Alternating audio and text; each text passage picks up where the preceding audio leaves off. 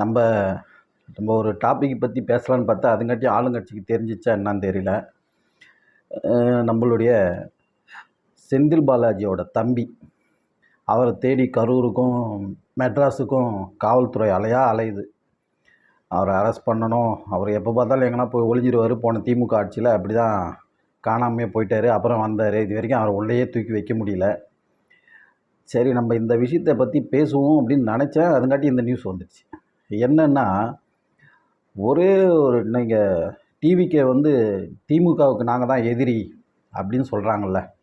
நீங்கள் தான் எதிரி, நாங்கள் தான் எதிரின்னு மூச்சுக்கு 300 தடவை டிவிக்கேவா திமுகவா அப்படின்னு சொல்லிட்டு அப்படியே எப்படி சொல்கிறது, நெஞ்சிலேருந்து அப்படியே நாக்கு வெளியே விழுந்துடுற அளவுக்கு தொண்டை வலிக்க கத்தி அந்த ஒரு டைலாக் தீய சக்தி தூய சக்தி அப்படிலாம் பேசிட்டு மக்கள் அதெல்லாம் நம்புகிறாங்க. பாரியா, இவர் தான் திமுகவுக்கு எதிரி அப்படின்ற மாதிரி. ஒருப்பா அந்த பனையூரில் போய் கியூவாக நிற்கிறானுங்க. பாவம், காப்பாற்றணும், இந்த ஆட்சியை எப்படியாவது காப்பாற்றி நம்ம தான் தலைமையில் தூக்கி நிப்பாட்டணும் அப்படின்னு சொல்லிட்டு அந்த பனையூரில் கியூவில் நிற்கிறானுங்க. கூட்டமாக போகிறாங்க. பாவம், தாவாக்காவில் இணையறதுக்கு. பாவம், அங்கே அதோ அர்ஜுனா மாதிரி ஒரு காமராஜர், நம்ம புஷி ஆனந்த மாதிரி ஒரு பெரிய தலைவர் கக்கன், இப்படிலாம் ஆட்சி நடக்குதுல்ல. அந்த ஆட்சியை தூக்கி நிப்பாட்டிடணும்ல. அதனால் பாவம் பூங்கொத்துலாம் எதுவுமே அலையிறாங்க. உள்ள இடம் இல்லை, அப்படி அலை மோதுது கூட்டம். அவ்வளோ ஒரு நெல்லாட்சி. அப்படிலாம் போய் க்யூவில் நிற்கிறானுங்க. பதவிப்படுத்தும் பாடு, அதிகாரம் படுத்தும் பாடு. இவெல்லாம் போய் நின்று நம்மளுக்கு ஏதாவது கிடைக்குமா, நம்மளுக்கு ஏதாவது அதாவது அந்த கட்சியில் நிர்வாகிங்க பல பேர் இருக்கான். அந்த அடிப்படையில் அது கட்சியில் 20-30 வருஷமாக இருக்கிறான். அந்த கட்சி ஆட்சிக்கு வருமானது கூட யாருக்கும் தெரியாது. அப்படிலாம் தெரியாமலே அந்த கட்சியில் இருந்திருக்கான். எங்கள் ஊரில் கூட ஒருத்தர் அப்படி ஒரு ஒன்றிய செயலாளர்னு சொல்லிட்டு ஒருத்தர் இருந்தார். குடிசை வீட்டில் இருந்திருப்பான். அது பையன் எங்கே இருக்கான்னு கூட தெரியாது. ஆனால் இருந்தால் திடீர்னு அவங்கள நம்ம யாரும் கண்டுக்கிறது கூட இல்லை. இருக்கிறான்னா இருக்கிறான், அப்படி இருந்தான் பையன். இன்றைக்கி பார்த்தா ஒன்றிய செயலாளர். என்ன தெரியுமோ தெரியாதா எனக்கு தெரியாது. ஆனால் எதுவுமே மக்களுக்கு ஏதாவது செஞ்சானா, இதெல்லாம் போய் பண்ணானா அப்படின்லாம் எதுவும் கிடையாது. நான் இருந்தேன், அந்த கட்சியில் இருந்தேன். இன்றைக்கி பெரிய ஆள். அப்போது அந்த கட்சியில் இருந்தவங்களுக்கு அந்த மரியாதை கொடுத்து அவனை ஒரு அமைச்சராக்கி அவனை ஒரு இது பண்ணுங்கடான்னா, வெளியில் இருக்கிற அதிமுக காரங்களாம் கூப்பிட்டு பதவி கொடுத்தா திருப்பி அது வேணான்னு சொல்லி தானே உங்களுக்கு ஓட்டு போட்டாங்க. திருப்பி அதிமுக காரணத்துக்குமே உள்ளே போய் விட்டு வச்சிங்கன்னா அப்புறம் உங்களுக்கும் அதிமுக என்ன சம்பந்தம்? மக்கள் அதே போல் திமுகவை எதிர்த்து தான் உங்களுக்கெல்லாம் ஓட்டு போட்டாங்க. திமுகவை எதிர்த்து தான் உங்களுக்கெல்லாம் ஓட்டு போட்டாங்க. நீ என்னடா திமுகவுக்கு தோல்விக்கான காரணம் திமுக மட்டுமேவா?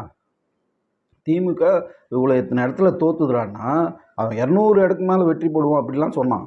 அந்த திமுக தோற்றத்துக்கு காரணம் திமுக மட்டுமா அப்படின்னு கேட்டிங்கன்னா கிடையாது. அதோட கூட்டம் அது பண்ண தவறுகளுக்கெல்லாம் முட்டு கொடுத்து தூக்கி நிப்பாட்டினவன் எல்லாம் கூட்டணி கட்சிக்காரன். அவனை குறை சொல்லும் போது பாதி குற்றம் கூட்டணி கட்சிக்காரன் மேலேயும் விழுதில்ல. அவனை தூக்கியாந்து உங்கள் கட்சியில் உட்காந்து வச்சிக்கின்னு, அதே அதிமுக காரனை கூப்பிட்டு உங்கள் கட்சியில் உட்காந்து வச்சிக்கின்னு நீங்கள் புனிதர்னா எப்படி நம்பிடுவாங்க மக்கள்? அந்த கட்சியில் எவ்வளோ பேர் எம்எல்ஏ இருக்கு? இப்போ திமுக காரன் வச்சு செய்ய போகிறானா இல்லையா பாருங்கள். திமுக காரன் சும்மா விடவே மாட்டான். இப்போதைக்கு உங்கள் பக்கம் காற்று வீசலாம், ஆனால் எப்பவும் வீசாது. இது ஒன்றும் பாஜக கிடையாது அப்படி நிரந்தரமாக உட்காந்துருக்கிறதுக்கு. இதெல்லாம் எப்போ வேணாலும் ஆட்சி கவிழலாம், எப்போ வேணாலும் ஊற்றி மூடிட்டு போயிடலாம். இந்த அதிமுகவை தூக்கி எங்கள் கட்சிக்கு பார்த்தியா இவ்வளோ பேர் அணிகிறாங்க. இது வரைக்கும் முதல்வர் விஜய் அவர்கள் பேசவே இல்லை. அவர் படப்பிடிப்பு தண்டத்தில் யார்கிட்டையுமே பேச மாட்டாராம். எல்லாரும் சொல்கிறது ஒரே பதில், அவர் யார்கிட்டையும் பேச மாட்டாங்க. வருவார், நடிப்பார், போயிடுவார். அதையே தான் இங்கேயும் பண்ணின்னு இருக்கார் ஆட்சியிலையும். வேறு ஒன்றும் புதுசாக ஒரு விஷயமும் நடக்கிறது இல்லை. ஏதாவது தெரிஞ்சாதானே நம்ம பேசுகிறதுக்கு. நான் எதுக்காக இந்த வீடியோவுக்கு வந்தேன்னா, செந்தில் பாலாஜி தம்பியில் ஆரம்பித்து இந்த பதவிக்காக மோசம் இந்த மாதிரிலாம் பல பேர் இருக்கும்போது ஏன் உங்களை நம்பி வரான்? நீங்கள் தான் அதிமுகவா, அதாவது திமுகவை எதிர்க்கிற பலம் உங்கள்கிட்ட இருக்குதா? உண்மையிலே நீங்கள் திமுகவை எதிர்த்து அரசியலுக்கு வந்தீங்க அப்படின்னா உங்களுக்கு தான் யாருமே எதிரி கிடையாது இல்லை. மிச்சம்லாம் இந்த இதர கட்சிகள் அப்படின்னு சொல்லுவீங்கல்ல, அவங்களே அங்கே உங்கள் கூட கூட்டணி வச்சுக்கிறீங்க. திமுக கூட்டணியிலே இருந்தவனே கூட்டணி வந்து அமைச்சர் பதவி கொடுத்து வச்சுருக்கீங்க. நீங்கள் எப்படி புனிதர் ஆவீங்க? உங்களை நம்பி அந்த மக்கள் எல்லாம் ஏமாந்துட்டான். உண்மையிலே டிவிக்கு நம்பி ஓட்டு போட்டவங்க பாதி பேர் ஏமாந்துட்டாங்க. இனிமேல் அந்த ஒரு தடவை ஓட்டு போட்டு பார்க்கலான்னு நினச்சாங்க பாருங்கள், திருப்பி அந்த மாதிரி நடைமுறை நடக்காது. கொஞ்சம் கஷ்டம்தான். இப்போது நீங்கள் திமுகவை எதிரின்னு சொன்னீங்கல்ல, உங்களால் முடிஞ்சால் திமுகவை இது வரைக்கும் நீங்கள் திமுகவில் ஒரு எம்எல்ஏவோ ஒரு கவுன்சிலரோ ஒரு வார்டு நம்பரை கூட உங்களால் ஒன்றும் அசைச்சு பார்க்க முடியல. ஏன்னா கோடிக்கணக்கில் வச்சுன்னு இருக்கான் பைசாவை. நீ எவ்வளோ கேஸ் போட்டாலும் தூக்கி அந்த காசில் போட்டு அடித்து வெளியே வந்துடுவான். நீங்கள் இப்போ தான் ஒரு சின்ன ஸ்டெப்பு செந்தில் பாலாஜியோட தம்பியை தேடுறீங்க, அதையே உங்களால் கண்டுபிடிக்க முடியல. நான் என்ன சொல்கிறேன், செந்தில் பாலாஜியோட தம்பி அமைச்சரா, எம்எல்ஏவா, கவுன்சிலரா, என்ன பண்ணி எதில் இருந்திருக்காரு, அவரே உங்களால் பிடிக்க முடியலன்னு எப்படி செந்தில் பாலாஜியை பிடிப்பேன்? திமுகவுக்கு நாங்கள் தான் எதிரின்னு அப்படியே மூச்சுக்கு 300 தடவை அப்பப்போ வந்து சொல்லுவீங்களே, இந்த ஒரு டைலாக் தவிர வேறு எதுவுமே இல்லை. மக்களுக்கு இதை செய்வோம், 2500 கொடுப்போம், பிறந்த குழந்தைகளுக்கு இது மோதிரம் கொடுப்போம், செயினை கொடுப்போம், தாலிக்கு தங்கம் கொடுப்போம், எதோ சொன்னீங்க. அதெல்லாம் விட்டுட்டு வெள்ளை அறிக்கை கொடுத்து கவுத்துட்டீங்க மொத்தத்தையும். நீங்கள் உங்களால் முடிஞ்சாரு அது கூட விடுங்க. உங்களால் முடிஞ்சால் திமுகவில் இருக்கிற ஒரே ஒரு அமைச்சரை விடுங்க, ஒரு எம்எல்ஏ கூட விடுங்க, ஒரே ஒரு கவுன்சிலர் ஊழல் பண்ணாமல் இருக்க மாட்டான். அவன் 90% ஊழல்வாதி. அதனால தான் உங்களுக்கு ஓட்டு போட்டான். திமுகவில் இருக்கிறவன் 90% ஊழல்வாதி. அதனால தான் உங்களுக்கு ஓட்டு போட்டான். அதனால் நான் என்ன சொல்கிறேன், நீங்கள் ஆட்சிக்கு வந்துட்டு அப்படியே உட்காந்து நான் நிர்வாக திறமையை பாருங்கள், அதை பாருங்கள், இதை பண்ணிட்டோம், திரும்பி திமுக அரைச்சமாவே அரைக்கிறது, அது பாருங்கள், தேசிய கீதமாக இந்த மும்மொழி கொள்கையா அதுவான்னு சொல்லிட்டு போகிறத விட்டுட்டு மக்களுக்கு ஏதாவது செய்யணுன்றதுக்காக தான் இவ்வளோ பேரை தாண்டி உங்களுக்கு ஓட்டு போட்டான். அதே போல் அந்த இதில் உங்களுக்கு திமுக மேலே உண்மையிலே வெறுப்பு, நான் ஜெயலலிதா மாதிரி செயல்படுறேன் அப்படின்னு நினச்சிங்கன்னா ஒரே ஒரு ஆளையாவது திமுககாரனை தூக்கி உங்களால் உள்ளே வைக்க முடியுமா? ஊழல் பண்ணால் நிரூபிச்சிடு. அப்போ டிவிகேவை நம்புகிறோம். எவ்வளோ பேர் ஊழல் பண்ணியிருக்காங்க எல்லாருக்கும் தெரியும். ஊழல் பண்ணி கோடிக்கணக்கான சொத்து வச்சுக்கிறான். உங்களால் முடிஞ்சால் அவனை அரெஸ்ட் பண்ணி அந்த சொத்துக்கள் எல்லாம் வந்து மீட்க பாருங்கள். உங்களால் முடிஞ்சால் 10 லட்சம் கோடி நாங்கள் மேடைக்கு பேசணும். 10 லட்சம் கோடி. அவன் 2002Gயில் ஆரம்பித்து அது வந்து பழைய இது.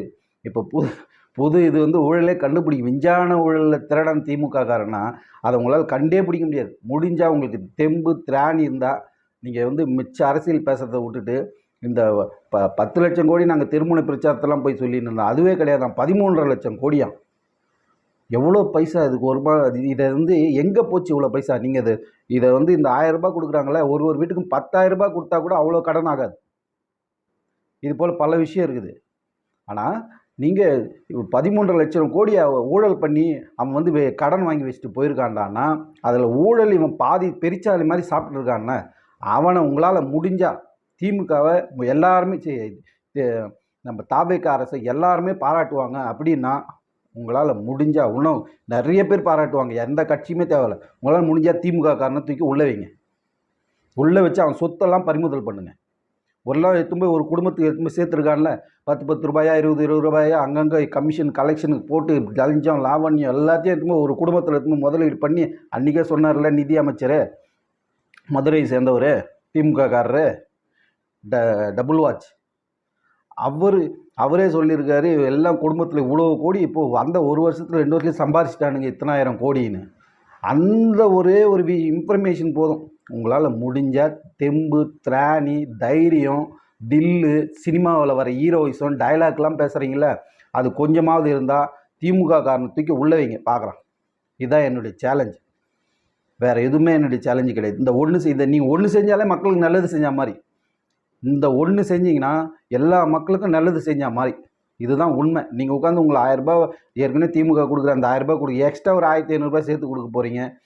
அதையும் கொடுக்க முடியல. விவசாயிகளுக்கு கொடுக்க அந்த கடனையாவது தள்ளுபடி பண்ணுவீங்க பார்த்தா அதெல்லாம் எவ்வளோ கடனில் இதெல்லாம் வந்து 1% 1/2% இவ்வளோ தான் அந்த வித்தியாசமே. அதையே உங்களால் செய்ய முடியல. இதுக்கு காரணம் திமுக அப்படின்னு நீங்கள் தான் வெள்ளை அறிக்கை கொடுத்து நிரூபிச்சிருக்கிறீங்க.